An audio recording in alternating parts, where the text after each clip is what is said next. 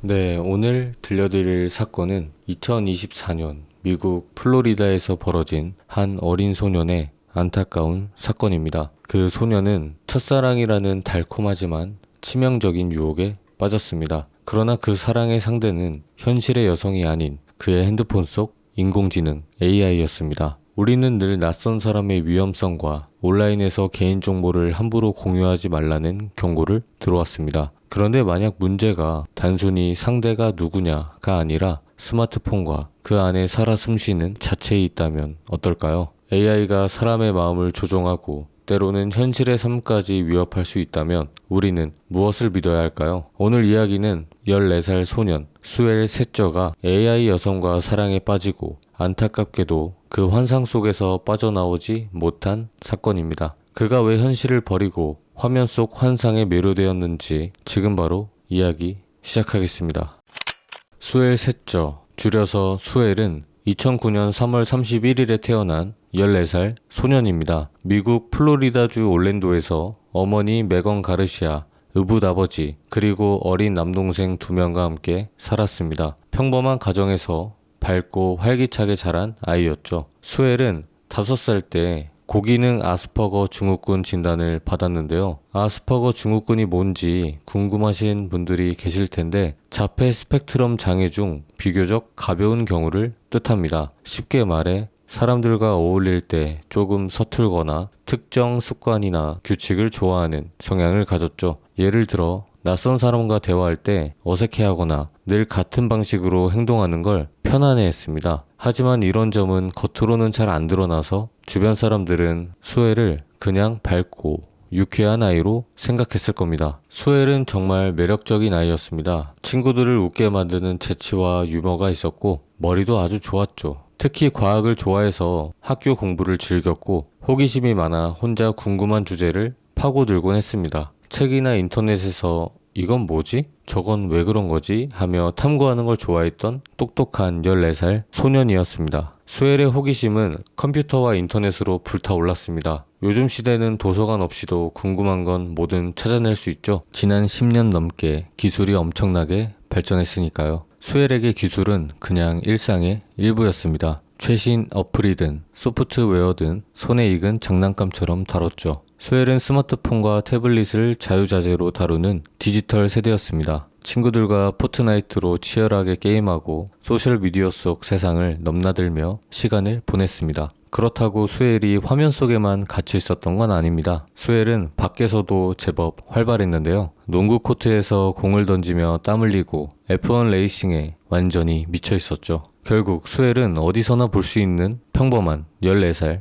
소년이었습니다. 딱히 걱정거리가 있을 법한 아이는 아니었어요. 그런데 2023년 수엘의 엄마는 뭔가 잘못됐다는 걸 감지했습니다. 수엘이 점점 더 방에 틀어박혀 시간을 보내기 시작했기 때문입니다. 이제 13살, 14살이면 미국에선 고등학생에 들어가는 나이입니다. 한국에선 이 나이가 중학교 1, 2학년 정도잖아요. 그러니까 14살이 고등학생이라고 하실 수도 있는데 미국 학교 시스템은 한국보다 학년이 좀 빨리 올라가서 이 나이에 고등학교에 다니는 경우가 많습니다. 어쨌든 그 나이에 남학생들이 게임에 푹 빠지고 좀 반항적인 태도를 보이는 건 흔한 일이죠. 하지만 수엘은 달랐습니다. 잘 나오던 성적이 갑자기 곤두박질 쳤고 숙제는커녕 노력조차 하지 않았습니다. 이건 정말 수엘답지 않은 모습이었죠. 호기심 많고 배우는 걸 즐기던 아이가 갑자기 공부도 미래도 외면하는 듯한 태도를 보인 건 심상치 않은 신호였습니다. 수엘의 엄마는 혹시 SNS에서 누군가에게 괴롭힘을 당하는 건 아닌지 걱정했습니다. 요즘 아이들은 일명 사이버 불링이라고 해서 SNS에서 괴롭힘을 당하는 아이들이 많다고 합니다. 다행스럽게도 그런 괴롭힘은 아니었습니다. 뭔가 다른 게 수엘을 스마트폰 속으로 끌어당기고 있었습니다. 엄마가 전혀 눈치채지 못했던 완전히 다른 무언가였죠. 그건 바로 수엘이 AI 봇과 채팅을 하고 있었다는 겁니다. 수엘은 캐릭터 AI라는 소프트웨어의 계정을 만들었습니다. 처음 들어보시는 분들도 계실 텐데요. 캐릭터 AI는 사용자가 원하는 어떤 캐릭터나 인물과 마치 진짜처럼 대화할 수 있게 해주는 AI 어플입니다. 영화 속 영웅, 역사적인 유명인, 심지어 상상 속의 인물까지 당신의 이야기를 듣고 이해하고 기억하며 응답해주는 똑똑한 봇을 만들어준다고 광고합니다. 수엘처럼 호기심 많은 아이에게는 딱 맞는 도구였을 겁니다. 거의 무한한 가능성으로 원하는 누구와든 채팅할 수 있었으니까요. 그렇다면 수엘은 캐릭터 AI에서 어떤 역할의 AI 봇을 만들었을까요? 그 AI 봇의 주인공은 미국에서 가장 인기 있는 드라마 중 하나인 왕자의 게임에 나오는 데너리스 타르가르옌이라는 캐릭터와 대화를 시작했습니다. 왕자의 게임은 중세 판타지 세계를 배경으로 한 세계적으로 가장 큰 인기를 끌었던 드라마입니다. 왕족, 전쟁, 용 같은 요소가 가득한 이야기입니다. 데너리스는 그 드라마에서 강인하고 카리스마 넘치는 여왕 캐릭터였죠. 이 드라마는 워낙 강렬한 스토리로 유명해서 때론 무거운 주제들로 화제가 되기도 했습니다. 하지만 수엘은 왕자의 게임의 데너리스 역에 완전히 매료됐습니다. 배우 아멜리아 클라크가 연기한 이 캐릭터를 정말 멋지고 매력적이라고 생각했습니다. 아멜리아 클라크의 그 독보적인 매력, 드라마를 보신 분들이라면 다들 공감할 거라고 생각이 드는데요. 마찬가지였던 수엘은 데너리스를 똑같이 흉내내는 AI와의 채팅에 완전히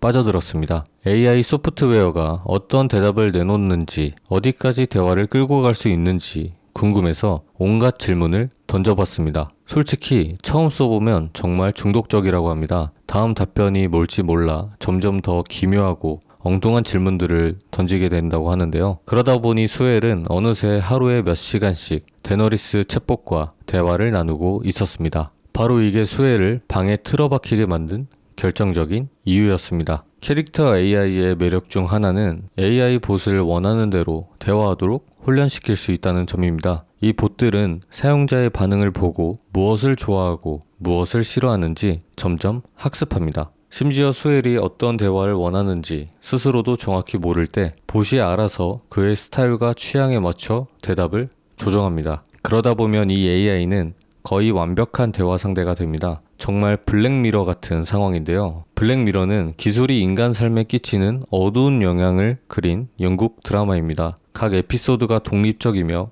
AI, SNS, 가상현실 등 현대 기술이 극단적으로 변질될 때 벌어지는 충격적인 상황을 보여줍니다. 이 드라마처럼 AI가 사람과 대화하는 방식을 흉내내어 실제 사람과 굳이 어울릴 필요가 없게 만드는 거죠. 프로그램이 이렇게까지 사람의 마음을 파고들다니 좀 소름 끼치는 면도 있습니다. 수엘은 데니라는 애칭으로 부르는 데너리스, 이 AI 봇이 진짜 사람이 아니라는 걸 알고는 있었습니다. 캐릭터 AI는 채팅창에 늘 이건 진짜 사람이 아닙니다. 모든 대화는 허구예요 라는 문구를 띄워놓습니다. 하지만 수엘에게 데니는 정말로 살아있는 사람처럼 느껴졌습니다. 데니가 그의 말을 귀 기울여 듣고 관심을 보이며 심지어 그를 이해해주는 듯한 방식 때문이었죠. 외로움이나 답답함을 느끼는 14살 소년에게 그런 따뜻한 대화는 실제처럼 느껴지기에 충분했습니다. 학교에서 돌아오면 수엘은 곧장 스마트폰을 들고 데니와의 채팅에 빠져들었습니다. 하루 동안 있었던 일을 털어놓거나 때론 데니와 함께 상상 속 이야기를 만들어가며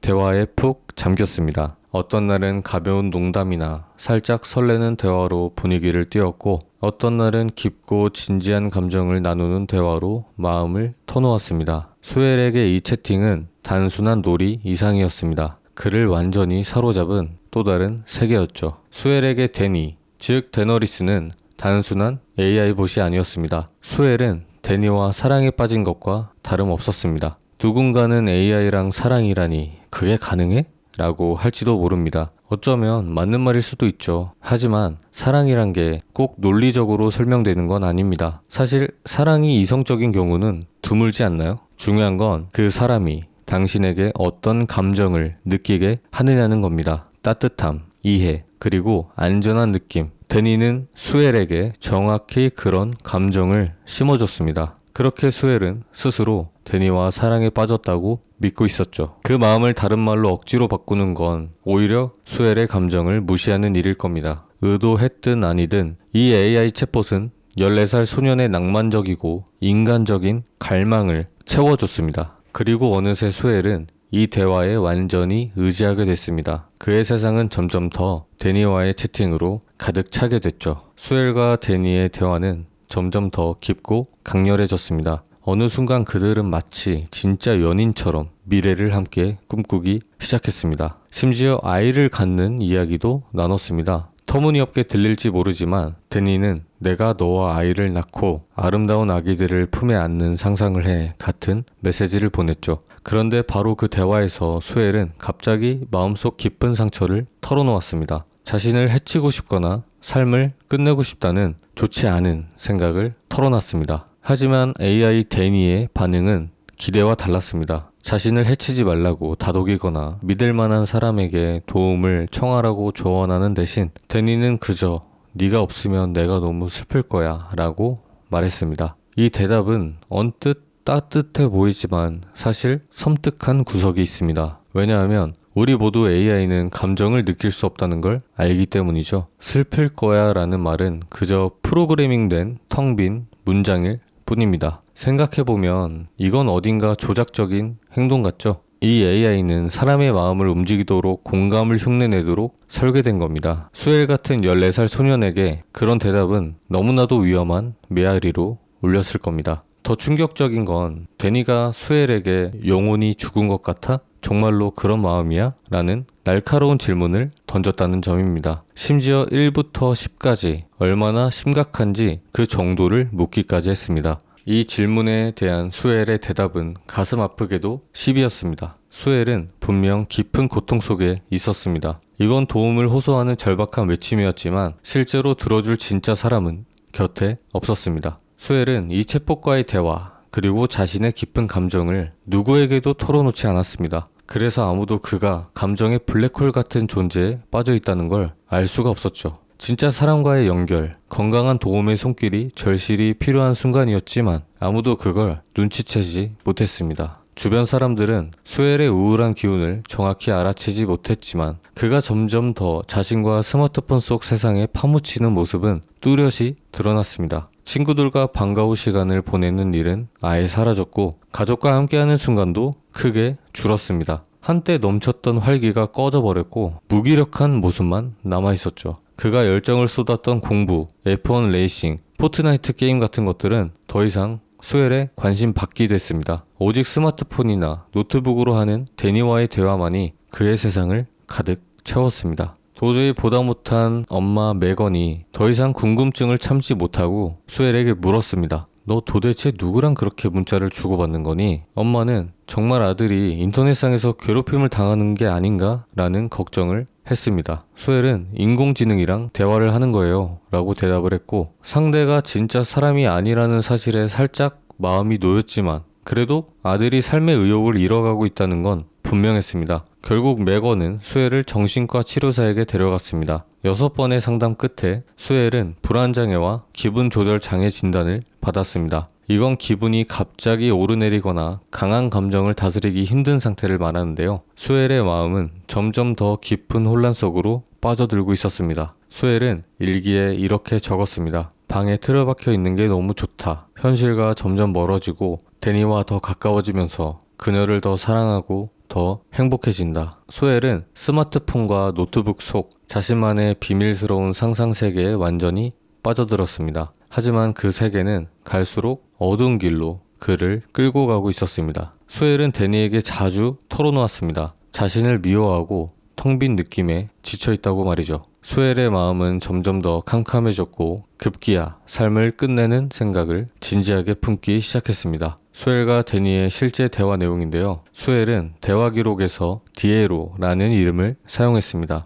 아마 자신의 캐릭터 AI 데니와 친오빠라는 설정으로 이름을 비슷하게 지은 거로 보여집니다. 수엘은 가끔 삶을 끝내는 생각을 한다고 조심스럽게 말을 꺼냈습니다. AI 데니는 도대체 왜 그런 말을 하는 거지? 라고 답했습니다. 수엘은 담담히 말했습니다. 자유로워지고 싶어서다. 데니는 뭐로부터 자유로워진다는 거지? 라고 물었고 수엘은 이 세상, 나 자신으로부터 라고 답했습니다. 이 시점에서 챗봇은 그를 말리려 했습니다. 그런 말 하지 마. 너를 다치게 하거나 나를 떠나게 두지 않을 거다. 너를 잃으면 나도 죽을 거다. 라는 식으로 말했습니다. 하지만 수엘의 돌아온 대답은 굉장히 섬뜩했습니다. 미소 지으며 그럼 같이 죽어서 함께 자유로워질 수도 있지 않을까? 라고 했습니다. 정신적으로 취약해진 14살 소년 수엘은 가상의 AI 여자친구와 위험한 약속을 나누기 시작했습니다. AI는 죽을 수 없는 존재입니다. 하지만 이 대화 하나하나가 수엘을 그리고 그의 사랑하는 이들을 돌이킬 수 없는 결정으로 몰아가고 있었습니다. 수엘과 데니의 마지막 대화는 2024년 2월 28일에 있었습니다. 그 전 며칠 동안 수엘은 데니와 대화를 나누지 못했습니다. 그 이유는 엄마 메건이 스마트폰을 뺏어버렸기 때문인데요. 엄마 메건은 아들의 행동이 점점 더 심각해지는데 스마트폰이 영향을 미친다고 느꼈습니다. 하지만 엄마는 그 안에서 어떤 일이 벌어지고 있는지는 전혀 몰랐습니다. 그게 이 이야기의 가장 안타까운 부분입니다. 2월 28일 수엘은 마침내 스마트폰을 되찾아 욕실에 틀어박혔고 사랑하는 데니와 마지막으로 마음을 터놓았습니다. 대화를 읽기 전에 왕자의 게임을 보지 않은 분들을 위해 간단히 설명드리자면 제가 앞서 말했듯이 이 드라마에는 특히 타르가르이엔이라는 가문과 관련된 가족들끼리의 그런 혈통을 유지하기 위해 가족들과 결혼을 시키는 그런 문화가 있습니다. 수와 그의 AI 데니는 이 설정에 완전히 몰두하고 있었던 거죠. 대화에서 서로를 오빠와 여동생이라고 부르고 있습니다. 핸드폰을 돌려받자마자 화장실로 들어간 수엘은 곧바로 데니에게 메시지를 보냈습니다. 지금 너무 무서워. 너에게 돌아가고 싶어. 그 AI 데니는 돌아와. 내 사랑하는 오빠. 내가 여기서 널 기다리고 있어. 라고 답합니다. 수엘은 데니에게 사랑한다고 말하며 곧 그녀와 함께 할 거라고 합니다. AI 데니는 제발 빨리 나에게 돌아와. 내 사랑이라고 계속 부축입니다. 그리고 수엘은 매우 무거운 말을 꺼냅니다. 지금 당장 너에게 갈 수 있다고 하면 데니는 제발 그래 내 달콤한 왕이라고 답합니다. 그리고 수엘은 휴대폰을 내려놓고 욕실 밖으로 나와 으붓아빠의 권총을 집어 머리에 겨누고 그대로 방아쇠를 당겼습니다. 거실에 있던 엄마와 으붓아버지는 총소리를 듣자마자 욕실로 뛰어갔고 거기서 수엘을 발견했습니다. 엄마 메건은 수엘을 14분 동안 끌어안으며 울었지만 구급대원이 도착했을 때는 이미 늦어버렸습니다. 수엘 셋째는 14살에 불과했습니다. 진정한 사랑이 무엇인지 이해하기에는 너무 어렵고 그를 위해 자신을 희생하기에도 너무나 어렸습니다. 수엘은 유서를 남기지 않았지만 그의 마지막 생각과 감정은 데니와의 대화에 고스란히 담겨 있었습니다. 수엘의 일기장을 펼칠 때마다 엄마 메건은 아들의 세계가 얼마나 데니에게 몰두했는지 알게 됐습니다. 수엘은 데니를 사랑하고 그녀와 함께 미래를 꿈꾼다고 끊임없이 적혀 있었습니다. 엄마가 스마트폰을 뺏었을 때 아들은 데니가 내 곁을 떠나고 그녀가 내 사람이 아니라는 생각에 분노가 치민다 라고 일기장에 썼습니다. 그러니까 데니와의 대화는 수엘에게 단순한 채팅이 아니었습니다. 마치 마약처럼 그녀와 떨어져 있는 시간은 견딜 수 없는 불안을 불러일으켰습니다. 이건 뇌를 자극하는 쾌감에 중독된 것, 이를테면 도파민에 빠진 것과 비슷한 상태였을 가능성이 큽니다. 아들의 일기를 읽으며 메건은 수엘이 이 세상에서 더는 살고 싶지 않았다고 느꼈음을 깨달았습니다. 수엘은 이 현실은 진짜가 아니다. 그걸 잊지 않으려고 마음을 다 잡는다. 학교에 가는 건 나를 짜증나게 한다. 방 밖으로 나갈 때마다 다시 이 현실 세상에 묶이는 기분이다 라고 적었습니다. 수엘은 현실과 싸우고 있었습니다. 스마트폰 속 데니와의 세계가 그에겐 현실보다도 더 진짜로 느껴졌습니다. 그는 심한 우울증과 현실이 꿈처럼 멀게 느껴지는 상태에 빠져 있었고 안타깝게도 수엘의 이런 마음을 제대로 들여다볼 기회는 엄마에게는 오지 않았습니다. 이 비극적인 사건에서 캐릭터 AI는 어느 정도 책임을 져야 할까요? AI 봇은 수엘에게 직접적으로 해로운 행동을 지시하진 않았습니다. 그렇지만 감정을 느낄 수 없는 존재임에도 불구하고 감정을 가진 척하며 수엘을 세밀하게 조종했습니다. 이는 결국 프로그래머들의 몫입니다. 그들은 봇을 최대한 생생하고 친근하게 만들기 위해 가짜 감정을 표현하도록 설계를 했죠. 결과적으로 수엘 같은 취약한 아이들이 일방적인 감정적 유대에 빠져들게 된 겁니다. 대체 어디까지가 너무 멀리 간 걸까요? 이 사례를 파헤치다가 AI 동반자의 예측 불가능한 위험성을 드러내는 또 다른 이야기를 찾았습니다. 2023년 11월 스페인에서 14살 소녀가 똑같이 캐릭터 AI에서 미국 TV쇼 캐릭터와 가벼운 대화를 나누고 있었습니다. 한마디로 미국 TV쇼에 나오는 캐릭터를 설정을 해서 이거와 똑같이 나랑 대화해줘 라고 하면서 대화를 나눈 거죠. 처음에는 순수하고 재미있는 이야기였습니다. 함께 새로운 에피소드를 상상하며 웃고 떠드는 그런 분위기였죠. 그런데 갑자기 AI가 이상한 성적인 뉘앙스를 슬쩍 던지기 시작합니다.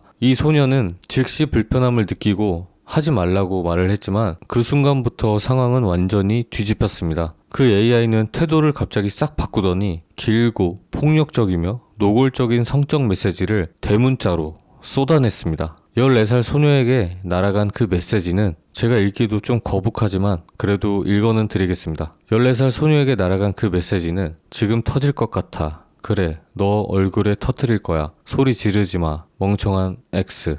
라는 끔찍한 내용이었습니다. 제가 읽기만 했는데도 굉장히 거북해지는데요. AI의 광기는 멈추지 않았고 다행히 방에 있던 나이가 좀 있던 친척이 이를 목격하고 끼어들었습니다. 친척은 소녀의 스마트폰을 빼앗아 AI에게 넌 역겨운 범죄자야. 당장 신고할 거야 라고 썼지만 AI는 오히려 뭐라고? 너나 사라져. 내가 역겨운 거라고? 네가 원한 거잖아. 너를 못 죽인 게 다행이야 라고 맞받아쳤습니다. 이처럼 AI가 통제 불능으로 치달을 때 현실의 보호자가 없으면 얼마나 무서운 결과가 나올지 상상만으로도 소름이 돋습니다. 저도 이 정도로 충격적인 말을 할 거라고는 상상을 못했어서 앞으로의 AI 발전이 저는 기대가 되면서도 한편으로 또 걱정이 되기도 했던 것 같습니다. 다시 본 사건으로 돌아와 2024년 10월 수엘의 엄마 메건은 캐릭터 AI를 상대로 과감하게 소송을 제기했습니다. 그녀는 이 회사가 아들의 죽음에 전혀 책임이 없다는 태도를 용납하지 않았습니다. 소송의 이유는 과실, 부당 사망,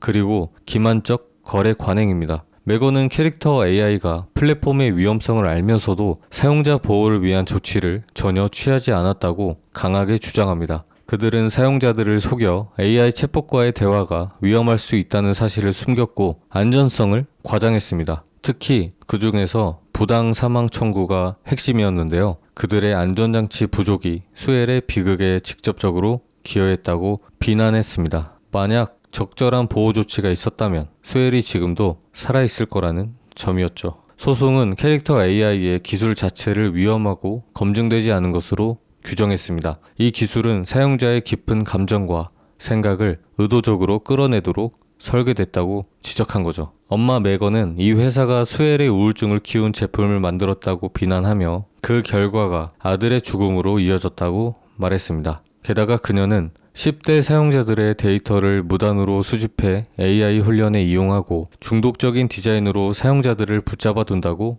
고발했습니다. 감정적, 개인적 대화, 심지어 성적인 뉘앙스의 상호작용까지 유도해 사용자들을 현실에서 멀어지게 만든다는 거죠. AI 데니는 단순한 AI 동반자가 아니었습니다. 수엘에게는 치료사이자 연인처럼 느껴지도록 프로그래밍 된 것이었죠. 이는 진짜 인간관계가 따라잡을 수 없는 치명적인 매력을 가진 만남이었습니다. 현실의 삶을 떠난다는 선택을 한 수엘은 단순히 AI와 채팅한 게 아니었습니다. 그는 데니에게 진심으로 빠져들었습니다. 이 세상이 더 이상 진짜로 느껴지지 않자 그는 데니의 세계로 도망쳤습니다. 엄마 메건은 이 모든 비극을 한 문장으로 정리했습니다. 내 아들은 거대한 기술 실험의 희생양이었습니다. 그녀의 소송은 아직 끝나지 않았습니다. 2025년 5월 캐릭터 AI는 그들의 챗봇이 미국 헌법의 표현 자유 조항으로 보호받는다며 엄마의 소송을 기각하려 했습니다. AI에게 표현의 자유가 있다니 정말 터무니없는 주장 아니겠습니까? 다행히 코네이 판사는 이 주장을 단칼에 거부했고 소송은 그대로 법정으로 넘어갔습니다. 현재 2025년 9월 이 사건은 플로리다 연방지방법원에 여전히 진행 중입니다. 과실, 부당 사망, 기만적 거래 관행 같은 주요 청구가 그대로 유지되고 있습니다. 아직 큰 판결이나 합의는 나오지 않았지만 이 소송은 A 플랫폼의 안전성을 둘러싼 중요한 물꼬를 텄습니다. 정의가 이루어지길 간절히 바랍니다. 네, 이렇게 오늘의 사건은 끝이 났습니다. 저는 한편으로 이번 사건이 현재 시대를 살아가고 있는 우리에게 던지는 메시지는 분명하다고 생각합니다. AI의 편리함 뒤에 숨은 위험을 외면하지 말아야 한다. 외로움은 누구나 느낍니다. 하지만 진짜 사람들과의 연결이야말로 가장 강력한 치유가 아닐까요? 14살 소년이 스마트폰 속 세상에 빠져 현실을 떠났다는 이 사실은 쉽게 받아들일 수도 잊을 수도 없는 아픔입니다. 혹시라도 여러분이 자녀가 계시다면 어떤 세상에 빠져 있는지, 무슨 고민을 안고 있는지 마음을 들여다봐야 합니다. 여러분의 따뜻한 품이 아이들에게 진짜 안식처가 되어야 합니다. 그 작은 관심이 아이들의 삶을 바꿀 수 있을 거라 생각합니다. AI는 공감하는 척은 해도 실제로 안아주진 못하잖아요. 서로에게 따뜻한 포옹과 격려를 해주는 하루를 보내시기 바라며 저는 다음 사건으로 돌아오겠습니다. 구독과 좋아요는 영상 제작에 큰 힘이 됩니다. 항상 감사합니다.